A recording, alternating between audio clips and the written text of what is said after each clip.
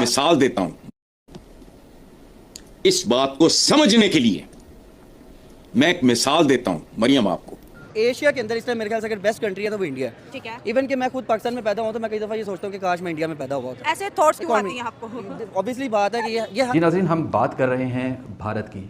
भारत आपको पता है दुनिया की एक बड़ी जमहूरी ताकतों में से एक ताकत है और एक बड़ा पावरफुल मुल्क है, लेकिन जाहिर है हमें अल्टीमेटली उन्हें मैच करना पड़ेगा टेक्नोलॉजी में और इसी तरह इक्तिसादियात में। ये इंडिया जो कि एशियन टाइगर बनने जा रहा है, आप ये कह लें कि थर्ड इकोनॉमिक पावर बनने जा रहा है दुनिया की, तो उसके लिए तो ये सारे कंट्रीज जो होते हैं जिसने भी इकोनॉमी या इकोनॉमिकली मूव करनी होती है, तो इसीलिए साउथ अमेरिका के बहुत सारे देशों में भारतीय सिविलाइजेशन से प्यार है। अफ्रीका के बहुत सारे देशों में भारतीय सिविलाइजेशन से प्यार है।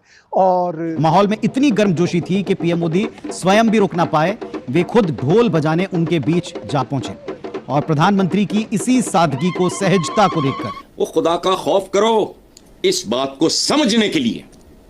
इस दफा जब से मोदी आए हैं, मेरा ख्याल है यूरोप को, अमेरिका को, हम तो खैर विक्टिम है मोदी के, कि वो अब पाकिस्तान को इस तरह ट्रीट कर रहे थे। जय हिंद दोस्तों, ऐसे भारत मीडिया में आप सभी का स्वागत है। तो दोस्तों, प्रधानमंत्री नरेंद्र मोदी 5 देशों की अपनी राज्य की यात्रा के दौरान बुधवार को नामीबिया में थे। नामीबिया ने भारत के प्रधानमंत्री नरेंद्र मोदी का भाव स्वागत किया। आप लोगों को हाईलाइट में देखने को मिला होगा, जब प्रधानमंत्री नरेंद्र मोदी नामीबिया के संसद में जैसे ही पहुंचे तो वहां पे मोदी मोदी के नारे से गूंज उठा। नारे लगाने का सिलसिला करीब 2 से 3 मिनट तक चलता रहा और प्रधानमंत्री नरेंद्र मोदी जब संसद में थे और संबोधन कर रहे थे, उस दौरान भी नारे लगते रहे, जिसको देखते हुए पाकिस्तान के लोग भी हैरान और परेशान हो रहे हैं। और पाकिस्तान के कई टीवी एंकर तो अब ये बोलना चालू कर दिए कि देखो, प्रधानमंत्री मोदी का ताकत, वो पूरी दुनिया में जाते हैं और अपने आप को ये साबित करते हैं कि हम ही ग्लोबल लीडर हैं। तो भारत के नामीबिया में उनके संसद में मोदी मोदी के नारे से पाकिस्तान भी अब जलना चालू कर दिया है और बोल रहे हैं कि देखो भारत की ताकत, भारत ने तो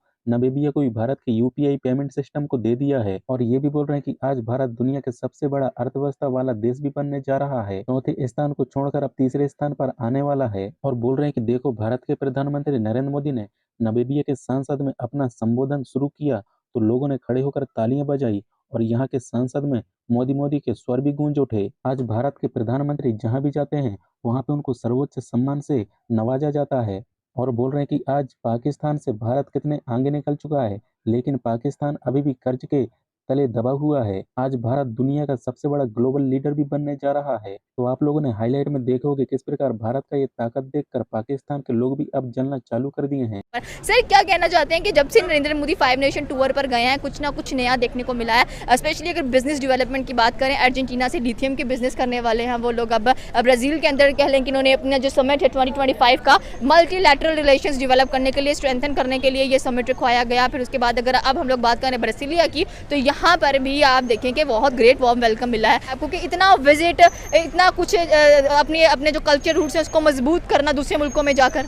देखिए, पहली बात यह है कि पीएम मोदी जो लास्ट टाइम जो 3.0 पे इलेक्ट होके आए हैं नरेंद्र मोदी, तो उसके बाद नरेंद्र मोदी मेरे ख्याल में गर्मियाँ जब से हमारे यहाँ शुरू होती हैं जून जुलाई में, तो मोदी साहब जो है ना वो विजिट पे निकल जाते हैं। अब भी जून जुलाई का ये जो 2 महीने थे ये उनके विजिट के थे। और इसमें देखें, ब्रिक्स उन्होंने अटेंड की है, SCO जो है वो इंडिया ने अटेंड की है। अब 5 नेशन टूर पे वो थे। इंडिया के बारे में ना एक, और नरेंद्र मोदी की आप ये कह लें कि उनकी जो करिश्मेटिक पर्सनैलिटी है ना, उसमें ये बहुत बड़ा एक उनको एज है कि दुनिया का कोई भी मुल्क जो है ना उसके साथ नरेंद्र मोदी के इम्प्रेसिव रिलेशन है। कोई भी कंट्री आप ले लें, उसके साथ मोदी साहब की जो है ना वो रिलेशन बड़े अप टू द मार्क होते हैं। और वो जहाँ पे भी जाते हैं, जिस भी कंट्री में, अब उन्होंने रिसेंटली 30 ईयर्स बाद उन्होंने विजिट किया था, उसका क्या नाम है कंट्री का, सर 57 ईयर्स बाद अर्जेंटीना का विजिट किया। मतलब अर्जेंटीना में 57 ईयर्स, आप ये वो नेशंस जो कि आप ये कह लें कि जिन्हें लोग कंसीडर तो नहीं करते, लेकिन आप ये कह लें कि इंडिया जो कि एशियन टाइगर बनने जा रहा है, आप ये कह लें कि थर्ड इकोनॉमिक पावर बनने जा रहा है दुनिया की, तो उसके लिए तो ये सारे कंट्रीज जो होते हैं जिसने भी इकोनॉमी या इकोनॉमिकली मूव करनी होती है तो उसे तमाम ममालिक के साथ बना के रखनी पड़ती है। और बनाना जो है, आप देख लें कि उनके पास जो फॉरेन मिनिस्टर है, मेरे फेवरेट हैं डॉक्टर एस जयशंकर, तो वो पहले ऑलरेडी जो है वो फील्ड सेट करते हैं। उसके बाद वो पहले जनवरी से लेके अप्रैल मई तक जो है वो फील्डिंग सेट करते हैं। उसके बाद वो मूव और नरेंद्र मोदी को जो है उन्हें कह देते हैं कि भैया आप जो है वो मूव करें, और वो विज़िट करते हैं। और आप ये देखिएगा कि हर ये जून और जुलाई का जो महीना होता है, नरेंद्र मोदी का 5 से 10 नेशंस को वो विज़िट करते हैं ताकि उनको करीब ला सके। अभी के पाकिस्तान का हमसाया मुल्क, जैसे पाकिस्तान के साथ आप ये कह अफ़गानिस्तान हो गया या ईरान हो गया, 2 ही ममालिक हमसाया ममालिक के साथ बॉर्डर शेयर्ड है हमारे, तो उसमें ईरान के साथ तो चलो अब ईरान के साथ किसी हद तक कुछ ये उनकी वॉर के वजह से कुछ रिलेशन जो है वो बेहतर हुए, अदरवाइज़ तो उनके रिलेशन आपको पता ही है कि बहुत ज़्यादा आप ये कह लें कि सर्द महरी चल रही थी पाकिस्तान और ईरान के दरमियान। लेकिन अब उन्होंने वोट किया है 193 नेशंस में से इंडिया ने उनके आप ये कह लें कि वोट किया है, पक्ष में वोट दिए हैं इंडियन ज़बान में। आप ये कह लें कि इनका जो इकोनॉमिक स्टेटस है उसको बहाल किया जाए, इनके यहाँ डेवलपमेंट जो है उसको, और ये जो आप ये जो बैन था यूएस की तरफ से या दूसरे कंट्रीज़ की तरफ यहाँ पर अगर देखा जाए तो अभी ब्रिक्स समिट के अंदर नरेंद्र मोदी ने कहा कि पाकिस्तान पर सैंक्शंस इम्पोज करने चाहिए, और दूसरी तरफ अफगानिस्तान के ऊपर से सैंक्शंस हटा रहे हैं। तो क्या लगता है कि अफगानिस्तान की तरफ झुकाव डेफिनेटली भारत का ज़्यादा नज़र आ रहा है, जबकि जिन्होंने सैंक्शंस लगाए हैं अफगानिस्तान के ऊपर ड्यू टू आप देख लें टेरर की वजह से लगाए हैं, और अब पाकिस्तान के ऊपर भारत कह रहा है कि सैंक्शंस लगा देने चाहिए। तो क्या लगता है कि पाकिस्तान के ऊपर सैंक्शंस लगेंगे?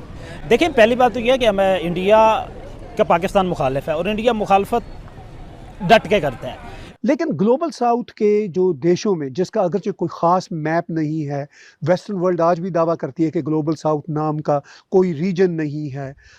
ठीक है, ऐसा कोई डिटरमिन्ड लाइंस पे ग्लोबल साउथ का कोई रीजन नहीं है, लेकिन ये रियलिटी है कि मैप में जैसा कि आप साउथ में देखेंगे, ईस्ट और वेस्ट दोनों तरफ जाते हुए, यानी अगर आप मैप में जाएं और नॉर्थ और साउथ के बीच एक लाइन सीधी कर दें, तो साउथ में जो बहुत सारे देश हैं, अफ्रीका के देश हैं, मिडल ईस्ट के देश हैं, एशिया के देश हैं, फिर ये साउथ अमेरिका के देश हैं, तो इन सब को कोई ना कोई हमदर्द ऐसा लीडर चाहिए जो इन पर अपनी चौधराहट ना चमकाए और इनको डराए धमकाए ना।